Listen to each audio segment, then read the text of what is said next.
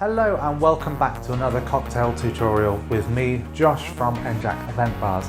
If you've come over from the last two videos, thank you so much for continuing to support and follow.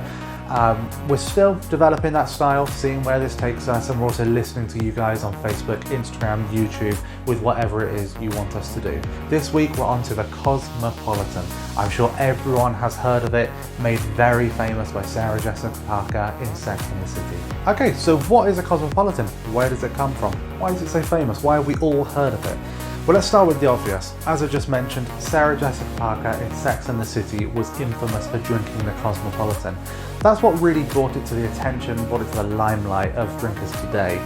And it was, of course, the flaming Garnish that made that really famous, and I'm going to take you through how to do that shortly. The drink itself, we're looking back to 1975, so not particularly a historic cocktail. There was a bartender in America called Neil Murray, and he just took a kamikaze, which is a classic cocktail of fresh lime, orange liqueur and vodka, and he just added a splash of cranberry juice to that.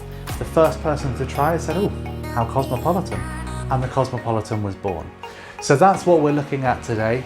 In modern, I'm saying modern, it was only 1975, but in modern bartending, that lime juice is either omitted or it's just a tiny squeeze from a lime wedge. I'm choosing to use Absolut Lime. I think it gives a much more subtle flavour, and actually this is all about the cranberry juice, it's not about the lime juice. So that's where I'm going with it. Hope you enjoy.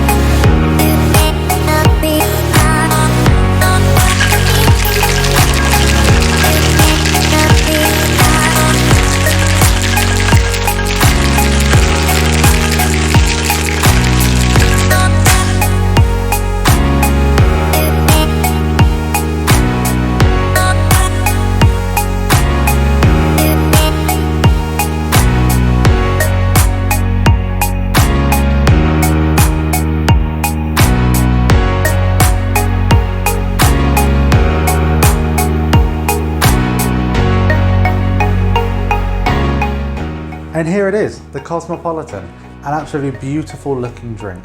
So the reason we've got this really lovely pink and cloudy colour is because we're using not from concentrate cranberry juice.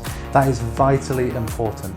You don't want to go for the cheaper cranberry juices that are sort of almost translucent and you can see right through those. It's just not a nice cranberry juice to use. You want to get a good quality, and that's when you get a bit of sweetness coming into it, whereas your cheaper cranberry juices are all about the dry and the bitter. So this drink itself, we know it's going to be quite dry and bitter because the alcohol content is very high. So of course we're using vodka, we're using triple sec, and then there's just a small amount of the cranberry juice in comparison. So it's quite a hard hitting drink. It's not a long drink, as you can see. It's served up high to encourage you to sip it. Let's have a taste.